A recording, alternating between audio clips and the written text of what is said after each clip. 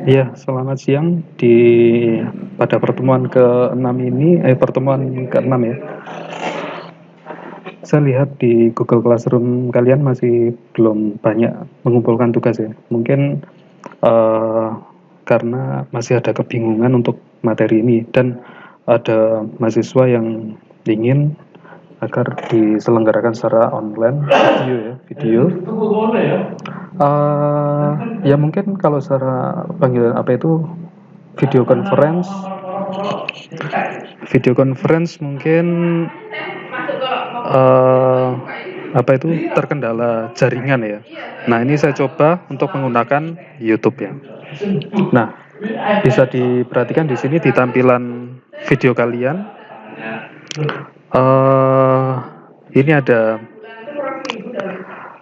Ini ada apa tugas yang kemarin ya. Nah tugas yang kemarin kalau dilihat-lihat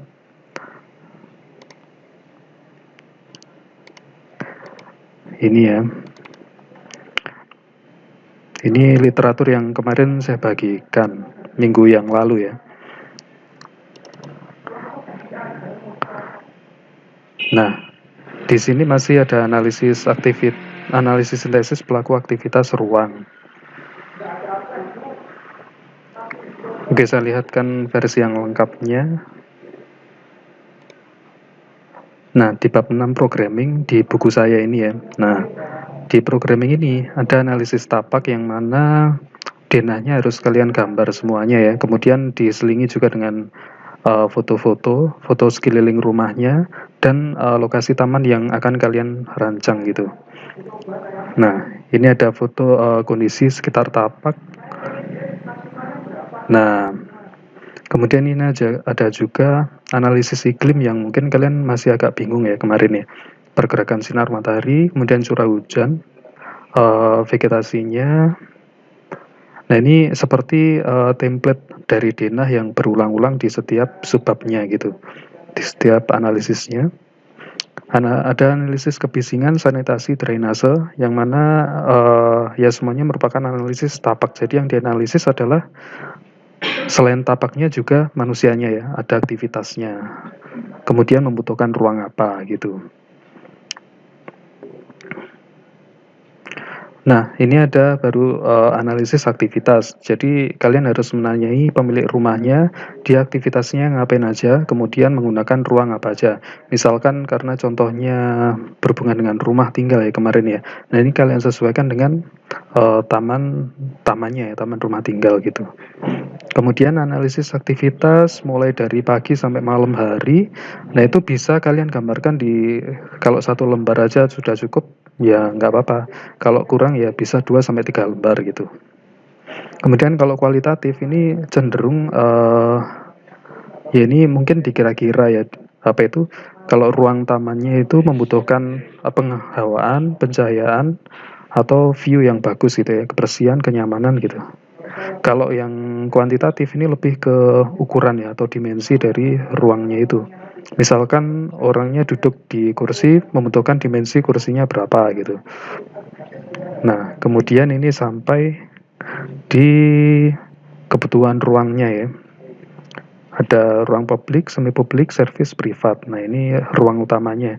Kalau di taman ya cenderung publik ya. Gitu. Kemudian, nah ini ada aktivitas diagram hubungan ruang. Ya mungkin tadi ada yang ditanyakan kalau diagram hubungan ruang di taman itu kan cenderung di satu area saja ya. Kalau di rumah mungkin variasi ruangnya lebih banyak. Nah itu kalian sesuaikan aja gitu.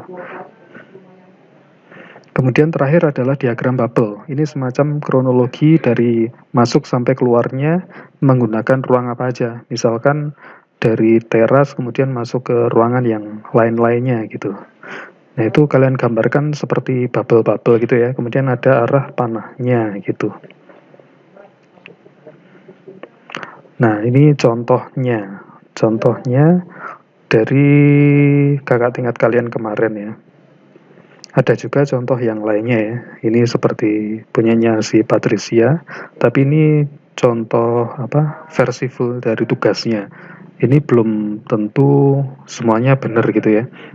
Nah, ini kalian lihat judulnya. Kalau yang programmingnya ini belum sempat tergambarkan yang kemarin.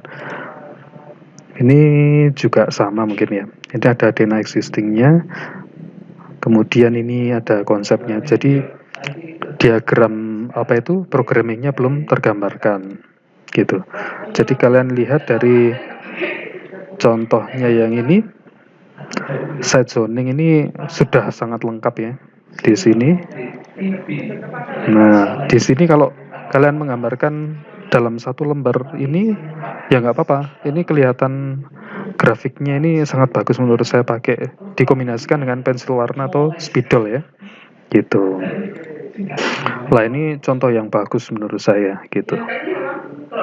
Ini kan ada analisis iklimnya gitu ya.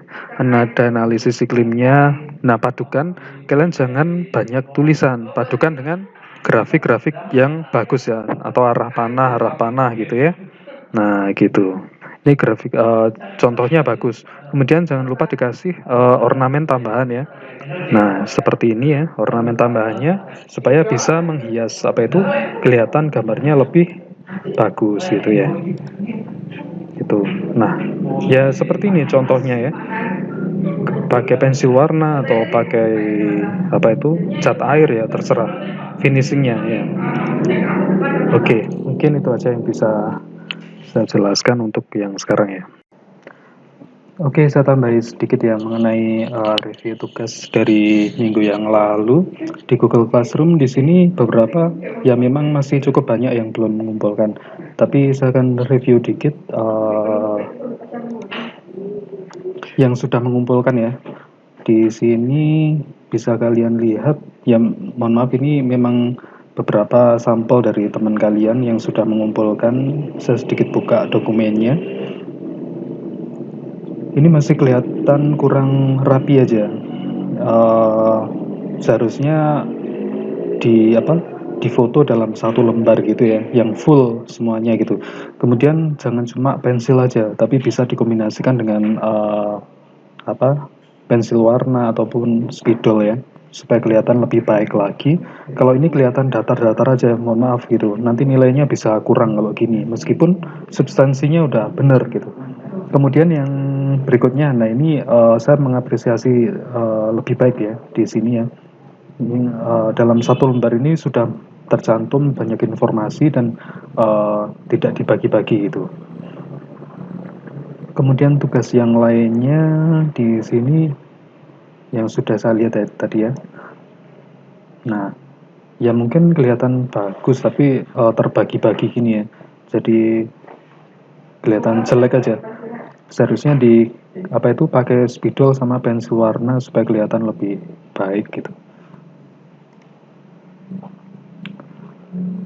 Ya ini masih sama juga ya, masih sama juga. Ya mungkin acuannya bisa kalian lihat di tugas yang contoh tugas ya, yang ini tadi, yang saya tampilkan sebelumnya tadi. Harus banyak kalian melatih grafisnya baik warna ataupun perletakannya gitu.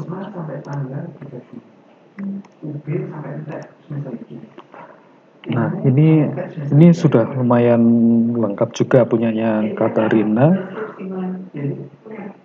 Sudah lumayan bagus juga ya. Tapi mungkin perlu kalian pelajari ya untuk men-setting dalam satu dokumen itu, gambar itu tidak kelihatan seperti ditarik gitu. Proporsi panjang lebarnya harus sama ya. Ya kayak punyanya si Syarif tadi ya. Nah, ini kan proporsi panjang lebarnya sama gitu. Tapi punyanya Syarif ini sudah lengkap ya. Jadi kelihatannya masih belum lengkap gitu. Ya, ini segera dikumpulkan tugasnya untuk semuanya gitu ya. Karena di tiap minggunya akan ada tugas lanjutannya gitu. Gitu aja.